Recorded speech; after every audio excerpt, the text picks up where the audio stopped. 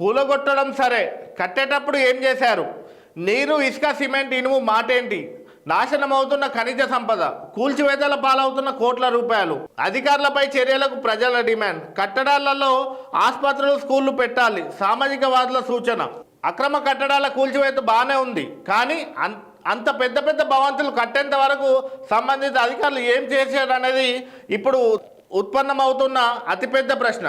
కోట్లాది రూపాయల ఇసుక, సిమెంట్, ఇనుము, వేల గ్యాలన్ల నీరు లాంటి ఖనిజ సంపద ఉపయోగించి కట్టిన కట్టడాలను కూల్చడం వల్ల ఆ సంపద అంతా నాశనం అవుతున్నది. పెద్ద ఎత్తున మానవ శక్తి ఉపయోగించి కట్టిన బహుళ అంతస్తుల భవంతులు ప్రస్తుతం నేలపాలవుతున్నాయి. కోట్లాది రూపాయల ధనం బూడిదవుతున్నది. ఆ భవంతులు కట్టడానికి అనుమతులు ఇచ్చిన వారిపై, అలా కడుతుంటే చూస్తూ ఊరుకున్న వారిపై చర్యలు తీసుకోవాలని ఇదంతా గమనిస్తున్న సాధారణ ప్రజలు, సామాజికవాదులు డిమాండ్ చేస్తున్నారు.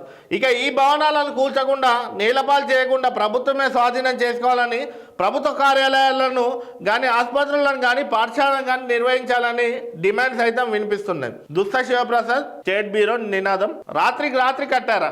ఓ మామూలు చిన్నపాటి గ్రామంలో కాలువ పక్కన గుడిసె స్థానంలో ఇల్లు కట్టుకునేందుకు గోడ పెట్టే విషయం కూడా గ్రామ పంచాయతీ అధికారులకు తెలిసిపోతుంటుంది.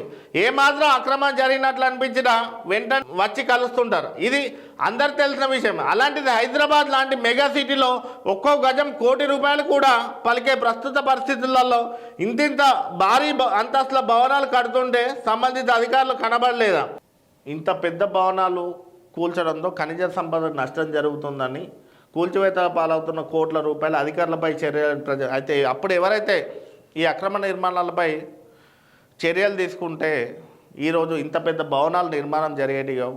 ఈరోజు ఖనిజ సంపద నష్టపోయే అవకాశం లేకుండా ప్రజలు, కూలీలు కష్టపడి అంత పెద్ద భవనం నిర్మాణం చేస్తే ఈరోజు నేలపాలు అవ్వడం నిజంగానే బాధాకరం.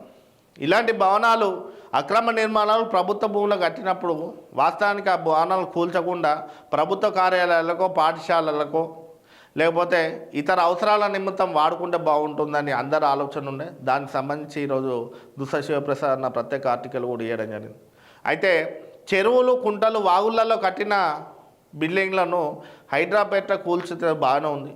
కానీ ఏదైతే ప్రభుత్వ భూములలో రహదారుల మీద, ప్రధాన రహదారుల మీద, రోడ్డుకు ఆనుకొని ఉన్న భూములలో అక్రమంగా నిర్మాణం చేసిన బిల్డింగ్లను కూల్చకుండా, ఖనిజ సంపదకు నష్టం కాకుండా, కూలీల కష్టాన్ని వృధా చేయకుండా ఆ బిల్డింగ్లను ప్రభుత్వ ఆధీనంలోకి తీసుకొని ఆ బిల్డింగ్లో ప్రభుత్వ కార్యాలయాలకో, ఆసుపత్రులకో, స్కూల్స్కో వాడుకుంటే బాగుంటుందనేది మంచి ఆర్టికల్ ఇచ్చింది. అంటే ప్రజల మనసులో తట్టిన ఆలోచన ఈరోజు నినాదం పేపర్లో శివప్రసాద్ అన్న అందించిన ఆర్టికల్. నిన్న ఇది డీకోన్ అన్నయ్య బిల్డింగ్ కూల్చే క్రమంలో అందరూ అదే అనుకున్నారు. ఇంత పెద్ద బిల్డింగ్ కూల్చే బదులు ప్రభుత్వ అవసరాల మేరకు వాడుకుంటే బాగుండేది. లేకపోతే ఫ్లోర్కి 5 లక్షలు 10 లక్షలు పెనాల్టీ వేసి మున్సిపాలిటీ వసూలు చేసిన ఈరోజు మున్సిపాలిటీకి ఆదాయం పెరిగేది. మున్సిపాలిటీ డెవలప్మెంట్ కోసం ఫండ్ కూడా ఆడ సమకూరేది.